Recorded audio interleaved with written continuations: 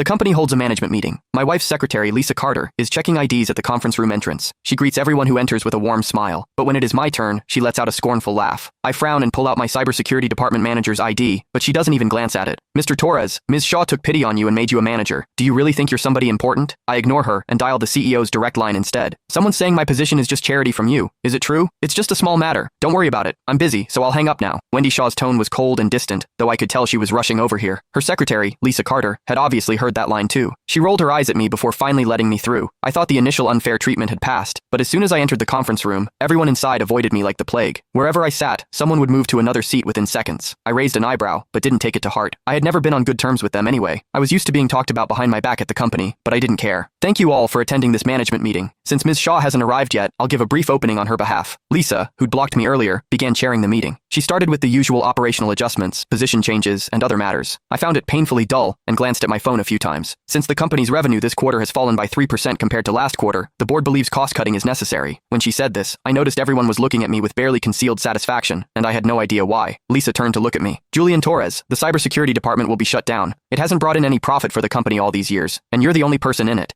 Keeping a department in name only that contributes nothing is pointless, and it reflects badly on the company. I finally understood why everyone was treating me so strangely today. The absurdity of it made me question her. Are you serious? You're really shutting down my department? She let out a snort, as if I couldn't understand plain language. A few colleagues took the opportunity to gang up on me. Come on, Julian, isn't that clear enough? If you can't accept it, maybe you should reflect on yourself. You've been playing on your phone since the meeting started. Disrespecting Ms. Carter is equivalent to disrespecting Ms. Shaw. You do know that, right? Hearing that, I was genuinely speechless. I was checking my phone to monitor the firewall in real time, making sure no virus could hit the company's core systems while I'm away. How on earth does that count as disrespecting Ms. Shaw? They didn't understand a thing, yet there they were, spouting nonsense. Seeing how I responded, they changed tactics again. What's the point of your monitoring? It's not like there are that many threats. We've never even heard of one. Exactly. You probably slack off in your office all day, and now you want to pretend you're working hard? Drop the act. You're just doing this because Ms. Shaw is about to arrive. I looked around at the open hostility directed at me and realized I had never fully understood just how many people looked down on me. The irony was that I was being mocked precisely because the company's system had never been breached. The situation suddenly reminded me of a joke I'd seen online about a programmer who deliberately created bugs just so someone would call him to fix them, all to avoid looking idle. Somehow, the comparison felt uncomfortably accurate. I realized that quietly doing the work without much fanfare clearly hadn't done me any favors. Since that was the case, there was no reason for me to keep being polite. I slowly stood up and met each of their gazes. Without me, this company would have gone under long ago.